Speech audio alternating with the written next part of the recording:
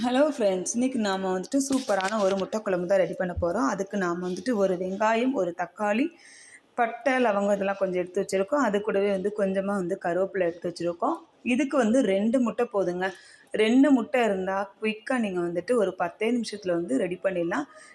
இது குழந்தைங்களுக்கு இந்த மாதிரி நீங்கள் பண்ணி கொடுத்தீங்க அப்படின்னா அவங்க வந்து விரும்பி சாப்பிடுவாங்க. 2வது அதில் வந்து முட்டை வந்து உடச்சி நம்ம ஊற்றுறனால இன்னும் டேஸ்ட்டு வந்து அந்த குழம்புல வந்து அதிகமாக இருக்குங்க. அதுக்கு நீங்கள் கடாயை சூடு பண்ணிவிட்டு நல்லா வந்துட்டு கொஞ்சம் நல்லெண்ணெயோ கடலெண்ணெயோ ஊற்றுங்க. கடலெண்ணெய் ஊற்றுனீங்க அப்படின்னா இன்னும் கொஞ்சம் டேஸ்ட்டு வந்து நல்லாயிருக்கும். எல்லா நான்வெஜ்ஜுக்குமே வந்து கடலெண்ணெய் கொஞ்சம் ஊற்றுங்க. அப்போ தான் வந்து டேஸ்ட் நல்லாயிருக்கும். இப்போ நம்ம எண்ணெய் ஊற்றுனதுக்கு அப்புறமா வந்துட்டு வெங்காயத்தை அதில் போட்டுட்டு கொஞ்சமாக வந்து வெள்ளை பூண்டு வந்து துருவி வச்சுருக்கோம். அதையும் அதில் போட்டு இந்த பட்டை, லவங்கம்லாம் இருக்கு இல்லையா, அதுக்கு சேர்த்துட்டு நல்லா வந்து வதக்கிடுங்க. இதில் வந்து நிறையா வந்து வெங்காயம் போடணும்னு அவசியம் இல்லை. கொஞ்சமாக போட்டாவே வந்து போதுங்க. ஏன்னா நிறைய வெங்காயம் போட்டிங்க அப்படின்னா முட்டை வந்துட்டு ஏன்னா நம்ம உடச்சி ஊற்றுறனால முட்டை எல்லாம் அங்கங்கே நிற்கும்.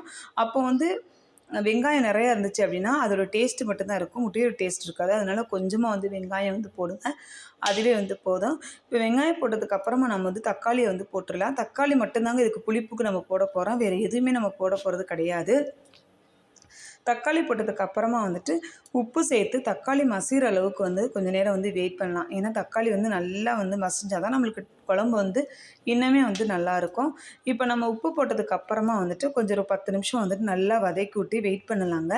அதுக்கப்புறமா வந்து நம்ம வீட்டிலேயே யூஸ் பண்ணுற மிளகாய் பொடி, மல்லித்தூள் இது 2ம் சேர்த்தா போதுங்க. 1 ஸ்பூன் வந்துட்டு மிளகாய் தூளும், 1/2 ஸ்பூன் வந்துட்டு மல்லித்தூளும் அதில் போட்டிங்க அப்படின்னா அதுவே வந்து போதும். இன்னும் உங்களுக்கு வந்து காரம் நிறையா வேணும் அப்படின்னா, குழம்பு நிறையா வைக்கிறீங்க அப்படின்னா இன்னொரு ஸ்பூன் கூட நீங்கள் வந்து சேர்த்துக்கலாம். இது வந்து 2 பேர் சாப்பிட்ற அளவுக்கு வந்து இன்றைக்கி வந்து நான் செஞ்சுருக்கேன். அதனால் இது போதும். இது போட்டதுக்கப்புறமா கொஞ்சம் நீங்கள் தேவைக்கேற்ப வந்து தண்ணி ஊற்றி நல்லா வந்து ஒரு 10 நிமிஷம் வந்து கொதிக்க வைங்க. தக்காளி ஒரு வேளை மசியலை அப்படின்னா அதை நல்லா வந்து மசிச்சு விட்டுக்குருங்க. இப்போ நல்லா குழம்பு கொஞ்சம் நேரம் நீங்கள் வந்துட்டு தண்ணியை ஊற்றிட்டு கொதிக்க வைங்க. நல்லா கொதிக்க வச்சதுக்கப்புறமா இந்த கொதிக்கிற ஸ்டேஜில் தான் நம்ம வந்து முட்டையை வந்து ஆட் பண்ண போகிறோம்.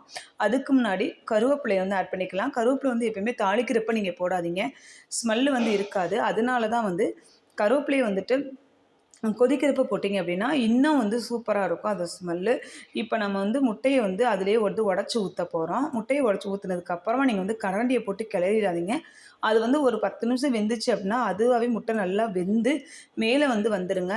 இதை வந்து நீங்கள் வந்து சப்பாத்தி, இட்லி, தோசை இந்த மாதிரி எதுக்கு வேணாலும் வந்துட்டு நீங்கள் வந்து கொடுக்கலாங்க குழந்தைங்களுக்கு. ரொம்பவே ஹெல்த்தியாகவும் இருக்கும். ஃபைனலாக நம்ம வந்து 2 பச்சை மிளகாய் வந்து ஆட் பண்ணிவிட்டு இறக்கிட்டோம் அப்படின்னா முட்டை குழம்பு ரெடி.